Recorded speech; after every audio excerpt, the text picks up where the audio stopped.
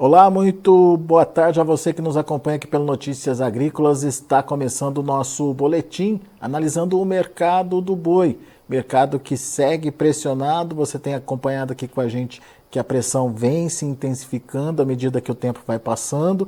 Isso por conta de um aumento de oferta que tem feito as escalas de abate se alongarem. A gente vai falar sobre isso com o meu amigo Caio Junqueira, lá da Cross Investimentos. Está aqui já o Caio com a gente no vídeo.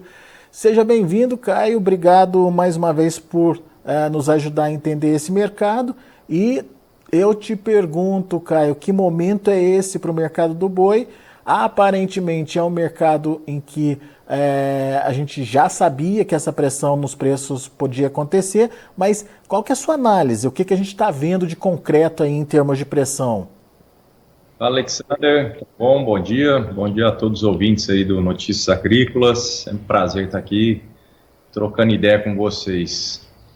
Alexander, eu acho assim, hoje a notícia ruim da gente ter essa escala gigantesca aí que nós estamos vendo, trouxemos até alguns dados aí que a gente pode bater em cima.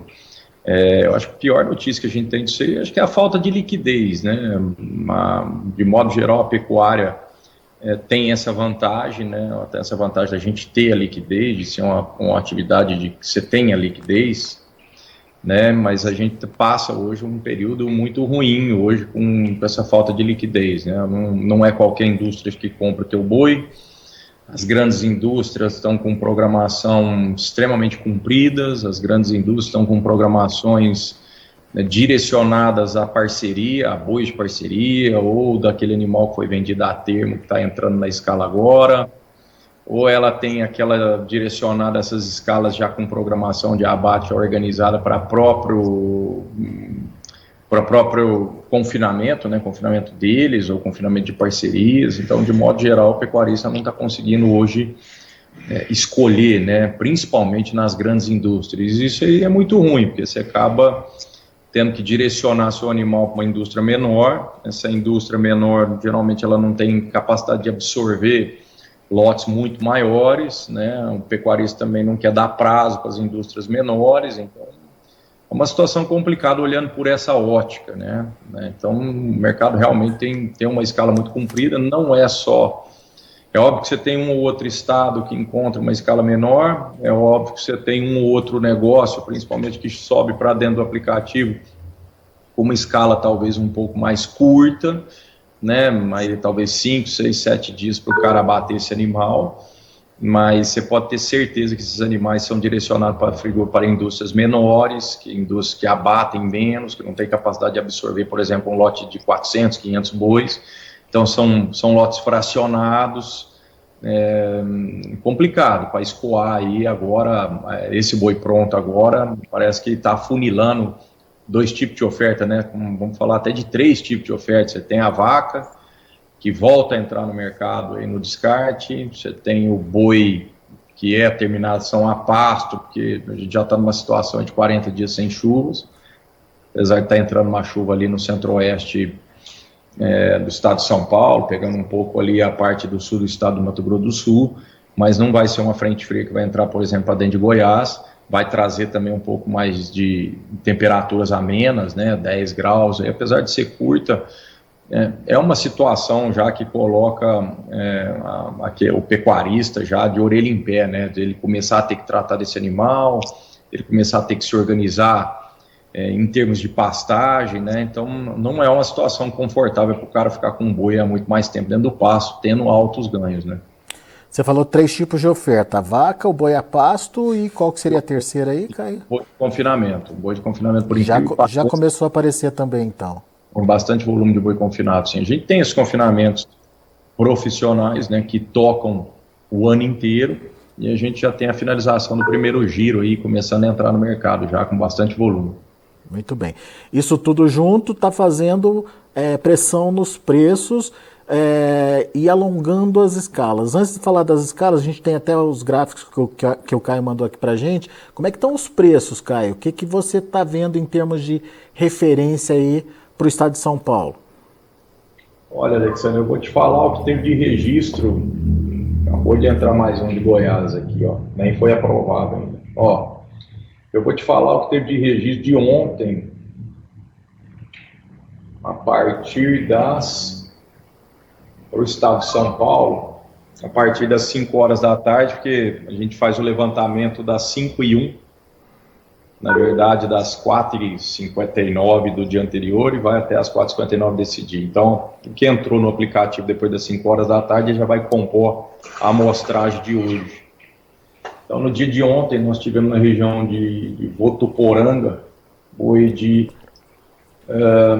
222 com 15 dias, isso é boi China, tá?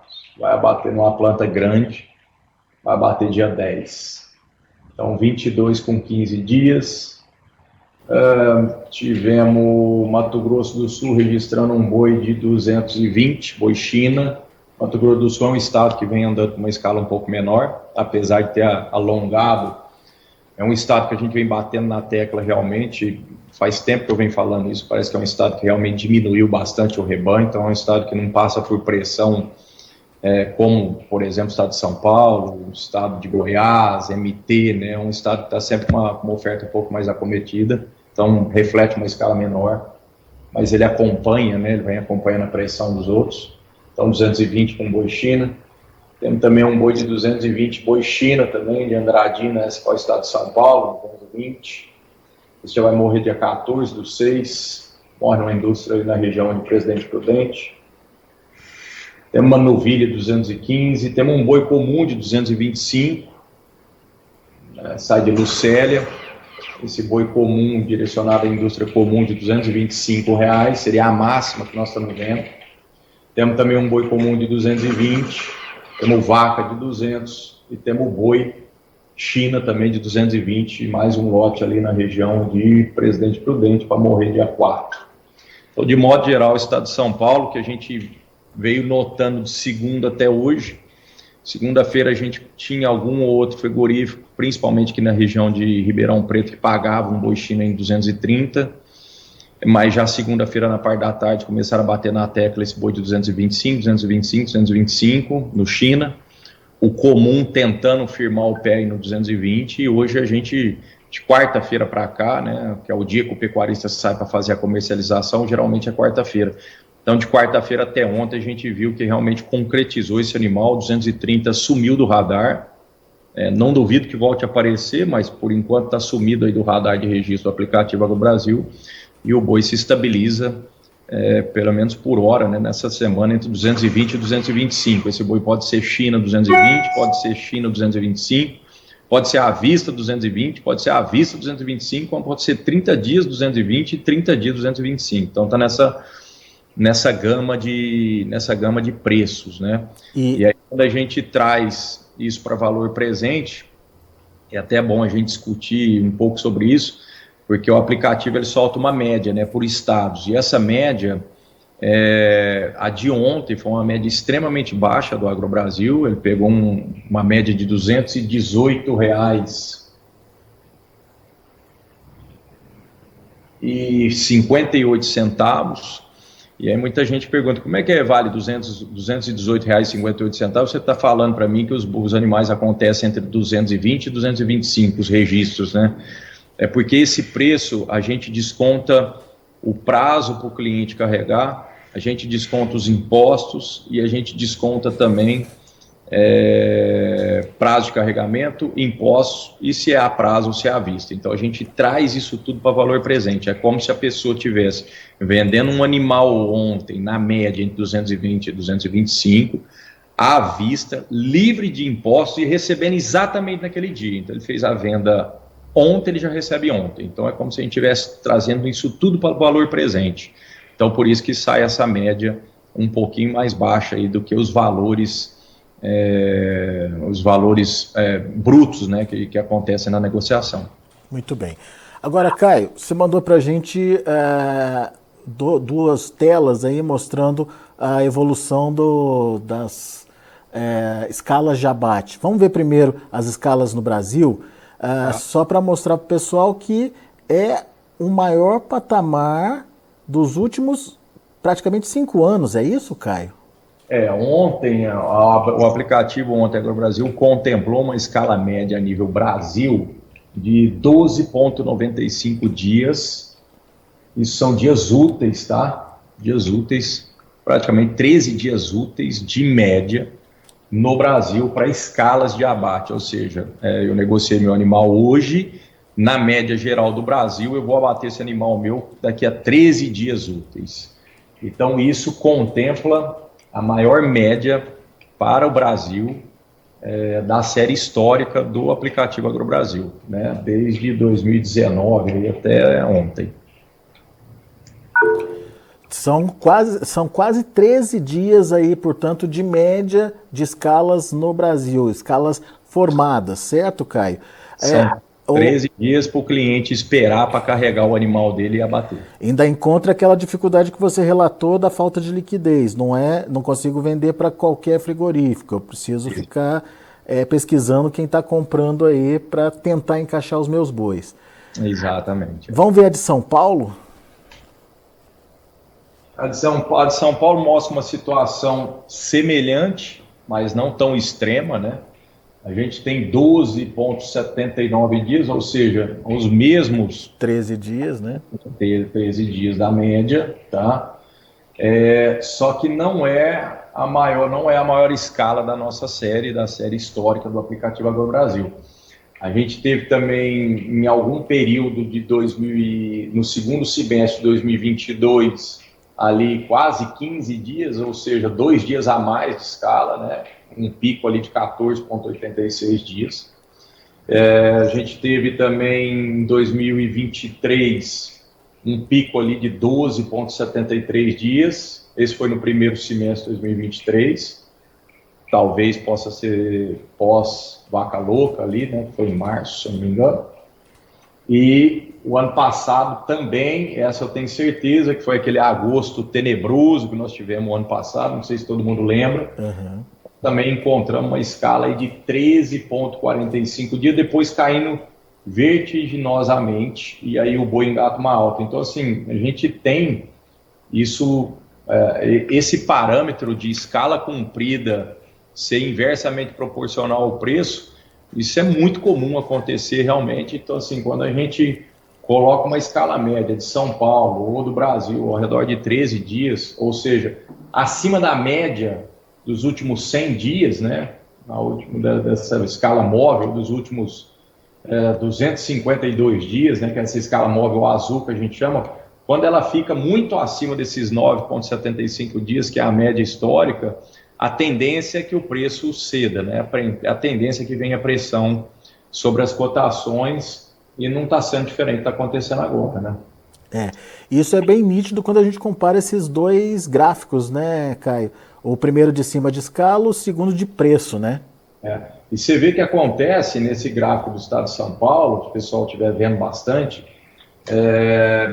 eu estou olhando aqui no meu computador, então você vê que em 2023, após julho, eu tenho certeza que isso é agosto, entre agosto e setembro nós tivemos 13,45 dias. A partir de lá, você vê como afunda o preço do boi, vai até R$ 193,72 como média do AgroBrasil. Uhum. E depois você vê que a escala ela bate um fundo ali de 5,39. Eu lembro muito bem quando isso aconteceu. Lembro muito bem. Foi quando o boi bateu R$ 190 mais ou menos. Teve frigorífico tentando comprar boi, acho que até de 185 para dentro do estado de São Paulo. E aí, de repente, acabou aquela enchente de boi, as escalas começam a encurtar, e aí teve um frigorífico dentro do estado de São Paulo que paga num lote de boi para tampar um buraco de escala, porque daí como você começa a ter uma escala muito comprida, e de repente para de entrar boi, você tem muita gente que escala boi e depois tira o boi da escala, né? Não é uma prática legal de você fazer, uma vez que você faz a venda do teu animal, o frigorífico está programado para bater aquele animal, em termos de caixa, em termos de venda daquela mercadoria, mas isso aconteceu ano passado. Teve muita briga entre indústria, tem indústria inclusive hoje que não compra animal daquele sujeito que retirou o boi da escala. Então, mas isso aconteceu, foi uma prática que aconteceu. Então, de repente, as escalas começam a ter furo de escala. Fulano que ia entregar 200 boi naquele dia, naquele preço mais barato, que a gente chama de corre-cutia, né? Ele correu, volta a falar que não é uma prática desejável, né? Não é uma prática que eu acho que é muito legal, muito bacana fazer, mas a indústria começou, ela tampou um ou outro buraco de uma necessidade que ela já estava programada para exportar, e ela paga um lote de boi meio curto de R$ 220, e o cliente vem e registra esse animal dentro do aplicativo. E aquilo acho que fez um efeito manada, um efeito meio dominó. Então o boi dá aquele solavanco, então você vê que ele busca os 239 num curto horizonte de tempo, né? Então isso aí ficou bem marcado para o ano passado. Daí a importância da gente estar registrando os negócios, daí a importância de eu estar chamando todo mundo para registrar os seus negócios. Porque não só na alta, mas também na baixa, é importante que façam os seus registros, porque são essas leituras de escala maior, escala menor, dos preços que estão acontecendo, se a escala está encurtando ou se está aumentando, que a gente costuma se organizar nas vendas, né, nas programações de vendas, né? Igual tem um ditado que fala que o pessimista reclama do vento, o otimista espera o vento mudar e o realista ajusta as velas, né? Então, eu acho que a gente, o pecuarista de modo geral, tem que se enquadrar no realista, ajustar a vela. E a gente só consegue ajustar a vela se a gente conseguir ler o vento. E a leitura do vento nada mais é que os registros que acontecem dentro do aplicativo, né? Muito bom, Caio. Ô Caio, então temos aí um momento de pressão nos preços, alongamento de escalas, aumento de oferta, consequentemente diminuição da liquidez no mercado. Isso já está acontecendo e pode se prolongar mais, enfim, temos uma safra mais alongada, na sua opinião? Ô Alexander, tudo indica que a gente vai passar um 2024 com muita oferta de gado. É óbvio que você tem as sazonalidades, né? Termina o excesso de saída de boi de pasto, não começou ainda, de modo geral, o confinamento, então você pode ter um gargalo de virada aí, mas esse gargalo de virada vai durar pouco tempo e logo vamos encontrar bastante oferta de boi. Por que eu falo isso? Porque as indústrias vêm consumindo muito boi, vêm abatendo muito boi, vêm batendo recordes de abate de boi, e graças a Deus a gente vem tendo uma China que vem consumindo muito volume. Ela não paga bons preços, isso já faz parte do passado, né? Aqueles preços de 8, 7, 7.500, 8 mil dólares a tonelada, que nós vimos lá atrás, num gargalo que a gente já tornou a falar que é de porco. Teve pouco a ver com o ciclo pecuário, teve muito mais a ver com o choque de demanda que aconteceu na China, mas de modo geral hoje está muito estabelecido lá. Então a China vem consumindo muito, mas não vem pagando grandes coisas. Então assim, a gente precisa rezar ainda para a China permanecer com esse bom volume, porque a oferta de boi de carcaça de modo geral em 2024 ela vem muito robusta. Então acho que dificilmente ela vai sumir. Então, assim, pensar que de repente vai sumir essa oferta de carcaça para o boi estourar, eu acho complicado. É mais provável que a gente comece a ver essa virada de ciclo, entre aspas, que muitos falam que acontece agora em 2024, eu não acredito, mas provavelmente a hora que a gente começar a ver, a gente começa a ver de pouco em pouco, as escalas diminuírem, os abates, de modo geral, que a BIEC solta, não é a BIEC, né, que o outro órgão solta. SESEX. Tem vários que fazem, né? Começarem a diminuir. Então, enquanto tiver subindo isso e a gente vem ganhando mês a mês essa alta de abates, eu acho difícil mudar essa tendência. Então, assim, falar que a gente vai ter uma safra muito concentrada, não sei. A gente estava a gente estava achando até que a safra já tinha vindo, né? Em fevereiro e março aí, ela veio. Mas aí a gente vê que está ligado à chuva, né? Essa chuva veio tardia, entre final de março, aí choveu um bom volume, então o pessoal reteve um pouco mais esse gado. Agora a situação de pasto, por mais que chova, a gente tem uma situação de pasto que vai degradar de agora para frente, né? De agora até agosto vai degradar. Então, assim, não vai me surpreender se essa safra entrar aí, por conta do volume que a gente já está vendo de abate, essa safra entrar até agosto, aí, julho, né? Entre maio e junho, aí é certeza que a gente vai ter pressão.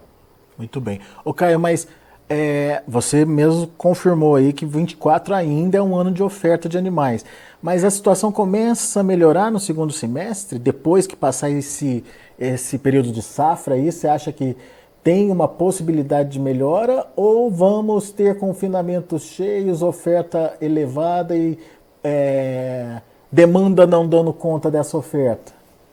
Vamos ter confinamento cheio.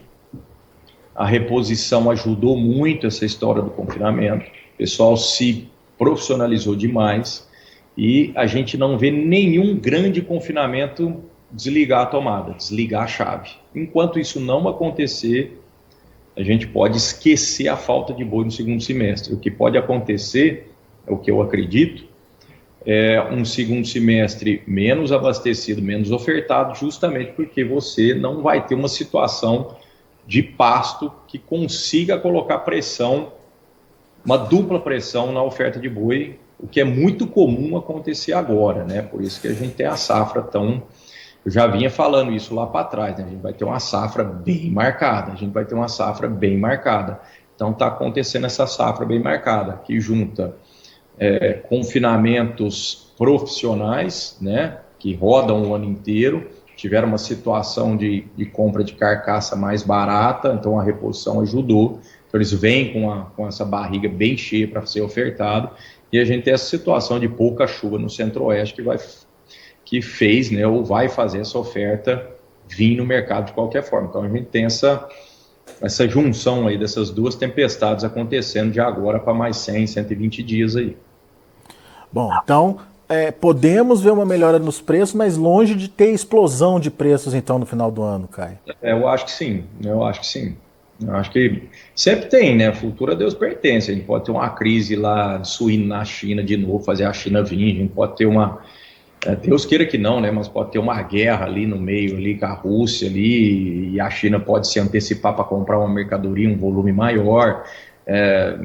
Pode ser que aconteça, né? Então, para frente, para o futuro, a Deus pertence. Mas do jeito que a gente vê, né, o mercado, do jeito que a gente precisa ir ajustando os horizontes, né? Amanhã, o que eu enxergo de hoje para amanhã, meio-dia e 12, não é a mesma coisa que eu vou enxergar às 5 horas da tarde para amanhã. Então, a gente vai ajustando os horizontes, mas o que a gente consegue vislumbrar aqui é um ano que vai ter oferta, que hora nenhuma vai ter essa falta aí para dar uma explosão. Muito bem. Vamos acompanhando aos poucos esse mercado. Por enquanto, agradeço muito a sua participação, Caio. Obrigado por estar aqui com a gente e dividir um pouquinho aí das informações, principalmente as informações do aplicativo AgroBrasil. Volte sempre, Caio. Nós que agradecemos aqui, estamos à disposição de todos. Grande abraço, Alexandre. Valeu. Tá aí, Caio Junqueira, Cross Investimentos aqui com a gente, trazendo as informações do mercado do boi gordo. Vamos ver os preços, vamos ver como estão os negócios lá na B3. Sexta-feira, dia de poucos negócios no mercado físico, vamos ver como é que está o futuro. Futuro pressionado, maio 223,85, queda de 0,22%. Junho 227,25, queda de 0,31%. Julho 231,30, queda de 0,58%. Agosto 233,10, queda de 0,49%. Mercado, portanto, segue pressionado. Indicador CPEA 222,50, queda de 0,54%. Muito bem. São os números do mercado do boi gordo. A gente vai ficando por aqui. Daqui a pouco tem outras informações e mais destaques. Continue com a gente. Notícias agrícolas e informação agro relevante e conectada.